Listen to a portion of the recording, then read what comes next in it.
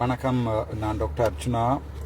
ஒரு சில முக்கியமான விஷயம் ஒன்றை நான் ஒரு புரிதலுக்காக இந்த லைவ் ஒன்று போடுறேன். இது முக்கியமாக இந்த டைமில் சில பேர் கேட்டவை என்னென்னு சொன்னால், சீமான் அவர்களுடைய நாம் தமிழர் கட்சியினுடைய தலைவர் சீமானோட தங்களுக்கு ஏன் கருத்து முரண்பாடு வந்திருக்குது, ஏன் அவரை நீங்கள் எங்களுடைய முகப்புத்தகத்திலே அவருக்கு நீங்கள் எதிரான கருத்துக்களை வெளியிட்டிருக்கிறீர்கள் என்று சொல்லி சீமானுடைய ஆதரவாளர்களும் இலங்கையிலிருந்து யுத்தம் காரணமாக வெளிநாட்டுக்கு போன எங்களுடைய சொந்த உறவுகளும் என்னிடம் கேட்டிருந்தவர், சீமான் என்ன பிளவிட்டிருந்தவர் ஏன்னு சொல்லி நான் அதை வடிவாக சொல்கிறேன் என்றால், நாங்கள் எங்களுடைய தமிழனின் வரலாறு, எங்களுடைய யாழ்ப்பாணம், எங்களுடைய வடகிழக்கு தமிழரின், இலங்கை தமிழரின் வரலாறு என்றதை நாங்கள் ஒருத்தருக்கும் விற்க விட இயலாது. அது எங்களுடைய வரலாறு, எங்களுடைய சொத்து, எங்களுடைய இருப்பு, எங்களுடைய உயிர் மூச்சு காற்று. அதை நானும் பாவிக்க போறையில் வேறு ஒருத்தரை பாவிக்கவும் விடையில. அது காப்பிரைட் இருக்குது. எங்களுடைய தலைவருக்காக உயிர் நீத்த தலைவரோட தோல் நின்று தோல் கொடுத்த 44,000 வித்துடல்கள் புதைக்கப்பட்டிருக்கு இதில். அவர்களுடைய காப்பிரைட், அதாவது அவர்களுக்கு மட்டும்தான் அது சம்பந்தமாக கதை கேளும். ஆனால் இப்போதை நீங்கள் இன்னொரு விஷயத்தை விடாங்கி கொள்ளணும். நீங்கள் எங்களுடைய முன்னாள் போராளிகள் என்று பார்த்தால் அவர்கள் ரணிலோட நின்று எங்களுடைய தமிழினத்தின் இருப்பை இப்போவுமே இல்லாமல் செய்து கொண்டிருக்கிறது முன்னாள் போராளிகள். அதுக்குள்ள தமிழ் தேசிய கூட்டமைப்பு அவ்வளோ விஷயம் ஒன்று இருக்கு. நான் எங்களுடைய தேசியம் சார்பாக அண்ணன் சீமான் அவர்களுக்கு ஒரு கடிதம் ஒன்று எழுதியிருக்கேன். அது என் ஃபேஸ்புக்கில் நான் போஸ்ட் பண்ணுறேன். இதான் அந்த கடிதம். அந்த கடிதத்தை வாசிக்கிறேன், கேளுங்கோ. வைத்தியர் ராமநாதன் அர்ச்சுனா, வைத்திய அத்தியட்சர், ஆதார வைத்தியசாலை, சாவகச்சேரி, ஜாழ்ப்பாணம். திரு சீமான் அவர்கள், நாம் தமிழர் கட்சி, இந்தியாவின் தமிழ்நாட்டு மாநிலம். அன்புள்ள அண்ணா சீமான் அவர்களுக்கும் எமது தொப்புள் கொடி உலகவாழ் தமிழ் மக்களுக்கும் இலங்கையிலிருந்து உங்கள் தம்பி தமிழீழ தாயகத்திலிருந்து எமது மக்கள் சார்பாக ஒரு அன்பு கடிதம். அண்ணா, நாங்கள் இறைவனின் கிருபையால் நன்றாக இருக்கிறோம். இதுவரைக்கும் நாங்கள் இன்னும் தோற்று போன இனம்தான், இன்னும் அழியில நன்றாக இருக்கிறோம். ஏனென்றால் எங்களுடைய தொப்புள் கொடி உறவுகள், எங்களுடைய புலம்பெயர்ந்த எங்களுடைய சகோதரர்கள் எங்களை இப்போதும் வாழ வைத்துக் கொண்டிருக்கிறார்கள். சீமானவர்களையும் இப்போது வாழ வைத்துக் கொண்டிருக்கிறார்கள். நீங்களும் எமது புலம்பெயர் ஈழ மைந்தர்களின் கிருபையால் மிகவும் நன்றாக இருக்கின்றீர்கள் என்பது நன்றாகவே தெரியும். சீமான் அண்ணா அவர்களே, எல்லாம் வல்ல இறைவனின், அதாவது எங்களுடைய தலைவனின் பாதத்திற்கு சிரம் தாழ்த்தி தாய கனவிலே தங்கள் உயிரையும் உடலையும் வித்திட்டு விதியாகி போன எனது அக்கா, அண்ணா, தம்பி, தங்கைகளுக்காக இந்த மடலை உங்களின் கவனத்திற்காக எழுதி கொண்டிருக்கிறேன். தமிழனாய் பிறந்ததற்காகவும் தமிழனுக்காய் பிறந்ததற்காகவும் பெருமையாய் தங்களுக்கு ஒரு கடிதம். 1983ஆம் ஆண்டில் தொடங்கிய தமிழின வேட்கை, எங்களுடைய தமிழுடைய கருப்பு ஜூலைக்கு பிறகு கடந்த 41 வருடங்களாகியும் எங்கோ செல்கிறோம், எதனை தேடுகிறோம் என தெரியாமலே பிறந்ததிலிருந்து இன்று வரை, நான் பிறந்தது 86, இன்று வரை நாடோடியாய் அலையும் ஒரு இனத்தின் ஆண்மகன் இதயத்திலிருந்து பிழிந்தெடுத்து கடைசியாய் கண்ணீருடன் எழுதி கொண்டிருக்கும் மடல் இது. இந்த கடிதத்தை சில நேரங்களில் உண்மையாக எடுக்கைகளை நான் இருக்கிறேனோ தெரியாது. ஸோ இதை எழுதணும் ஜோதிச்சு நான் சீமான் அவர்களுக்கு. உலகமே திரண்டு 2009 எனது தலைவனையும் எனது தனையன்களையும் எனது தமிழினத்தையும் கந்தக காட்டில் புதைத்து கொண்ட ஒரு இனத்தின் தந்தையை இழந்த ஒரு குழந்தையின் ஏக்க மடல் இது. நாடினை இழந்தோம், வீடினை இழந்தோம், தாயினை இழந்தோம், தந்தையை இழந்தோம். எமக்காய் போராடிய 44,000 உறவினையும் இதே மண்ணில் வித்துடலாய் புதைத்தோம். கடைசியில் எமது தலைவனையும் இழந்து இருந்தால் தலைவன், இல்லையேல் இறைவனை தேடிக்கொண்டிருக்கிறோம். உங்களுக்கும் தமிழக தொப்புள் கொடி உறவுகளுக்கும் எமது கூக்குரல் கேட்காது. ஏனெனில் நாம் தமிழராயிற்றே.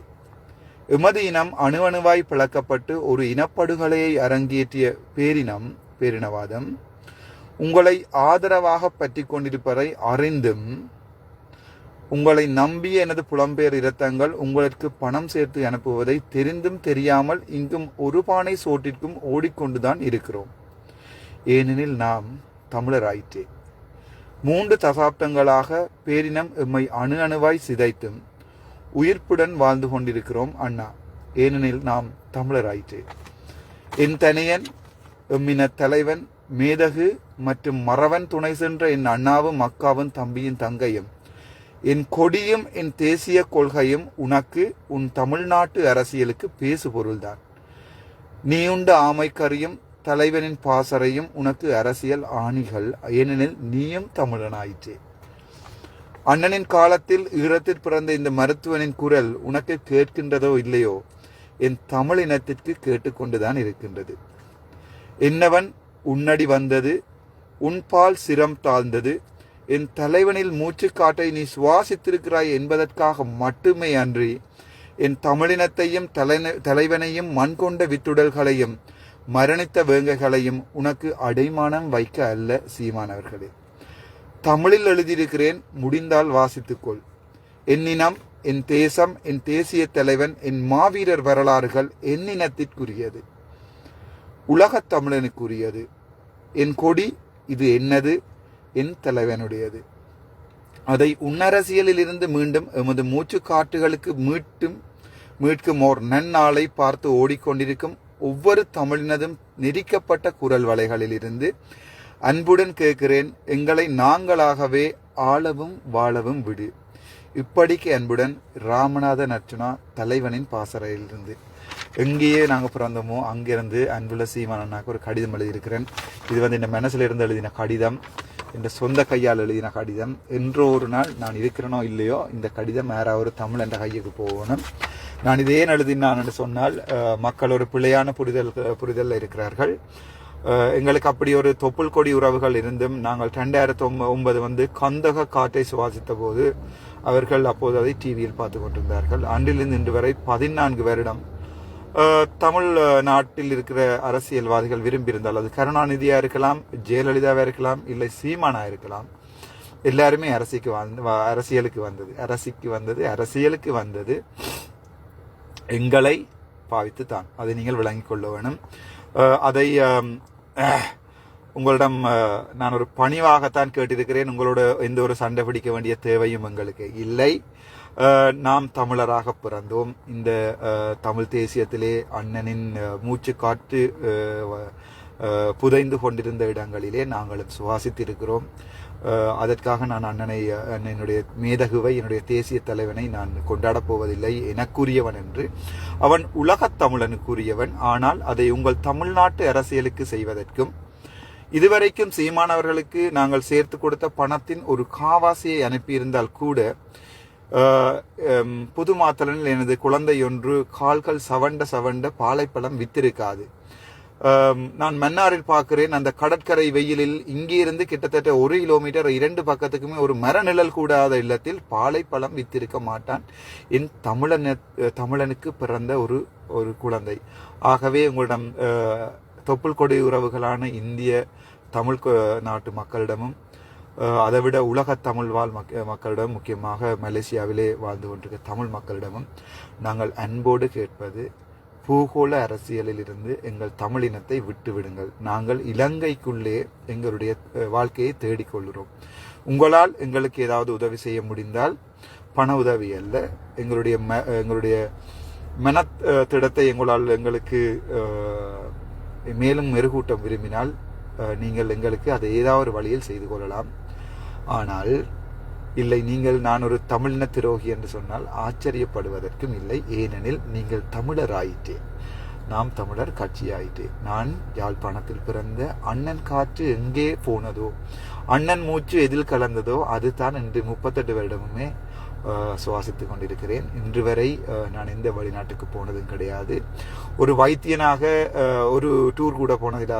நான் நினைக்கிறேன் 2012 ஒரு முறை வேலூருக்கு மெடிக்கல் காலேஜுக்கு போயிருக்கிறேன். அதை தவிர இந்தியாவின் வேலூருக்கு மெடிக்கல் காலேஜுக்கு போகிறேன். அதை தவிர இந்த வரைக்கும் என்னுடைய பாஸ்போர்ட்டில் ஒரு குத்தப்பட்ட இடம் இல்லை. இனிமேல் போறேன்றா கூட அது நான் என்னுடைய உழைத்த காசில் தான் போவேன், யாரோ அனுப்பின காசில் அல்ல. அல்லது என்னுடைய சொந்தங்கள் யாராவது வான்னு சொன்னால் போய் பார்த்துட்டு வரவேன் ஒழிய 50 பவுண்ட்ஸ் சொல்லி ஒரு இதை அடித்து கொண்டு நாங்கள் காசு சேர்ப்பதும் இல்லை. நானும் மயிரோடும் அதை தெளிவாக சொல்லியிருக்கிறோம். அரசியலுக்காக மக்களுக்கு உதவி செய்ய, அரசியலுக்காக எங்களுடைய கட்சி அமைப்பதற்கு யாராவது நேர்மையான வழியில் பின்னோக்கங்கள் இல்லாமல் யாராவது உதவி செய்தால் அந்த உதவியை இந்த உதவியை நாங்கள் நேரடியாக கட்சியினுடைய செலவுகளுக்காக நாங்கள் பெற்றுக்கொண்டு அவர்களே அந்த கட்சி செலவுகளை பேசலாம். உதாரணத்துக்கு மேடை அமைத்தலோ அல்லது அது சம்பந்தமான விடயங்களை யாராவது தமிழன் விரும்பி உதவி செய்தால் எங்களுக்கு நாங்கள் அதை ஏற்றுக்கொள்வோம். அது தவிர அந்த நிதி இந்த நிதி தமிழ் மீட்பு நிதி கப்பலுக்கு கொண்டு போற நிதி என்று எந்த நிதியையும் நானோ எனது கட்சி சார்ந்த யாருமோ சேர்க்க மாட்டோம். அதனால்தான் நீங்கள் கஷ்டப்பட்டு உழைச்ச காசு, குளிர்ல இருந்து பல்லடிக்க உழைச்ச காசு, ஒரு காலத்துல அன்னைக்கண்டு எல்லாருமா போட்டு கொடுத்த காசுகள்ல ஹெலிகாப்டர்ல சாமத்திய வீடு, ரீச்சா, பாச்சா அதுகளெல்லாம் கடந்த கால வரலாறுகள். அதை நாங்கள் இப்ப மீட்டி பார்க்க விரும்பல. அதே தவிர நானோ சிவபிரகாசம் மயூரனோ அல்லது எங்களால் தேர்ந்தெடுக்கப்படுற யாருமோ எதிர்காலத்தில் செய்ய மாட்டான். எங்களுடைய பண தேவை முக்கியமாக எனக்கு கிட்டத்தட்ட 10 கோடி பெறுமதியான என்னுடைய சொந்த சொத்து என்னுடைய ஊரில் இருக்கிறது. நான் எல்லாவற்றையும் கொடுத்திருக்கிறேன். நான் இல்லாமல் போன பிறகு அந்த சொத்துக்கள் யாரையும் எடுக்க போவதில்லை. ஸோ அவற்றை என்னுடைய 36 பரப்பு காணி இருக்கிறது.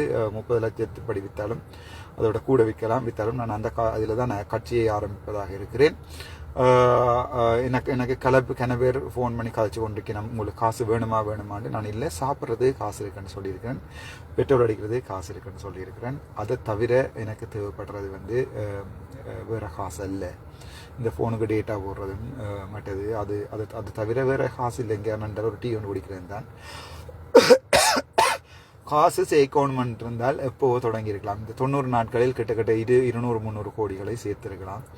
ஆளாளுக்கு 500 பவுண்ட்ஸ் பண்ணியிருந்தால் சேர்த்திருக்கலாம். அப்படி ஒரு எண்ணம் இருந்திருந்தால் என்னுடைய உயிரையோ அல்லது உங்களுக்கே தெரியும் நான் எல்லாத்தையுமே இழந்து ஓடிக்கொண்டிருக்கிறது அப்படி சேர்த்து நான் என்னுடைய பிள்ளைக்கு கொடுக்க முடியல. எனக்கு நல்ல நம்பிக்கை இருக்கிறது. நான் இல்லாட்டி போட்டால் கூட யாராவது என்னுடைய பிள்ளையை 21 வயசு வரைக்கும் வளர்த்து விடுவான். நான் சொந்த காலிலே உழைத்து வாழுவான் என்ற நம்பிக்கை இருக்கிறது. நான் அப்படிப்பட்ட தமிழனுக்கு தான் பிறந்தேன். அப்பா அடிக்கடி சொல்லுவார், 18 வயதுக்கு பிறகு நீ எங்கள்கிட்ட ஒரு சதம் கேட்கக்கூடாதுன்னு சொல்லி.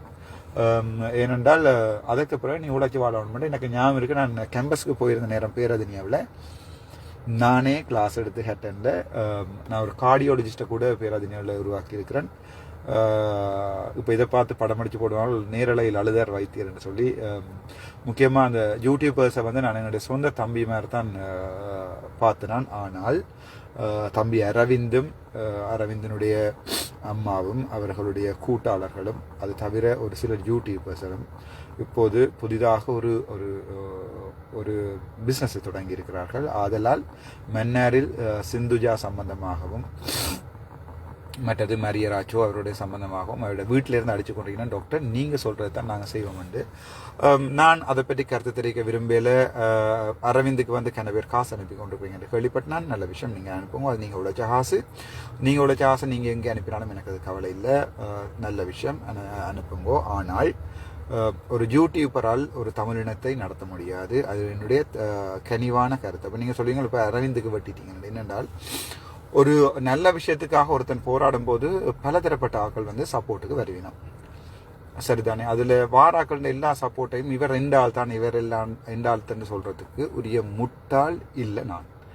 ஆதலால் தம்பி அரவிந்தனுடைய கோள்களை நான் ஆன்சர் பண்ணுவதில்லை. கிட்டத்தட்ட இப்போது 2.5 மாதத்துக்கு மேல் தம்பி அரவிந்தனுடைய கோள்களை ஆன்சர் பண்ணுவதில்லை. ஆனால் அர்ச்சனாவுடன் கதைத்துக்கிறேன்னு சொல்லி அவர் தங்களுடைய புகழை சேர்த்து கொண்டு அவருடைய வருமானமும் அவருடைய யூடியூப்பும் அது நடத்தத்தானே வேணும். நான் அதற்காகத்தான் எந்த யூடியூப்புமே சாப்பிடாமல் என்று ஒரு காலத்திலே அவர்கள் கேட்பதற்கெல்லாம் பதில் சொல்லியிருக்கேன். இவன் அந்த ஜெஃப்னா ரஜித்தன் இருக்கிற அவருக்கு கூட காலையிலிருந்து பின்னர் 3 மணிக்கும் சாப்பிடாமல் தான் கொடுத்துருக்கேன். இவ்வளவோ நல்ல யூடியூபர்ஸ் இருக்கிறாங்க, அவர்கள் செய்கிற விஷயம் நல்லம். ஆனால் தம்பிராஜா போன்றவர்கள் கூட தங்களுடைய அரசியல் தேவைகளுக்காக இப்போது அவர் ஒரு அரசியல் கட்சியை ஆரம்பித்திருக்கார்.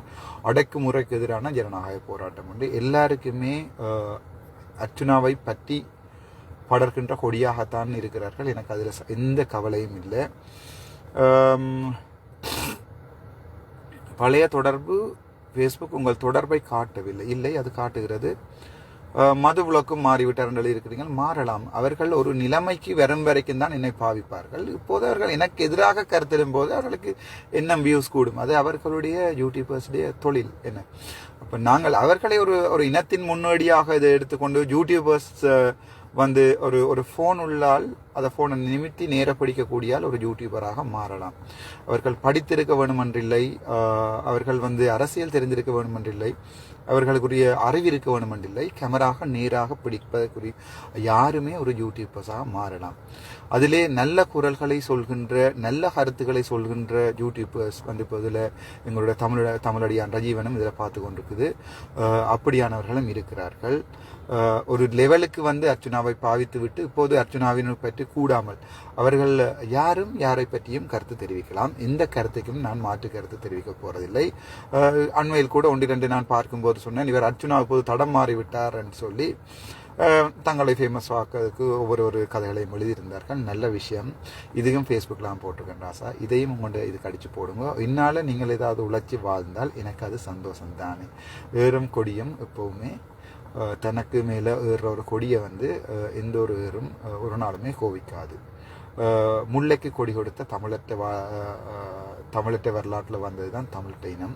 ஆதலால் எந்த யூடியூப் கொடியும் என் உடம்பில் ஏறி வளர்வதற்கு எனக்கு எந்த கவலையும் இல்லை. என்னை தூட்டியும் எழுதலாம், போட்டியும் எழுதலாம். நான் யாழ்ப்பாணத்திலே பிறந்த ஒரு தமிழன். ஆகவே எனக்கு உங்களில் தனிப்பட்ட எந்த கோபமும் இல்லை. நீங்கள் தாராளமாக என்னை பற்றி என்ன வேணுமென்றாலும் கூடாமல் எழுதலாம்.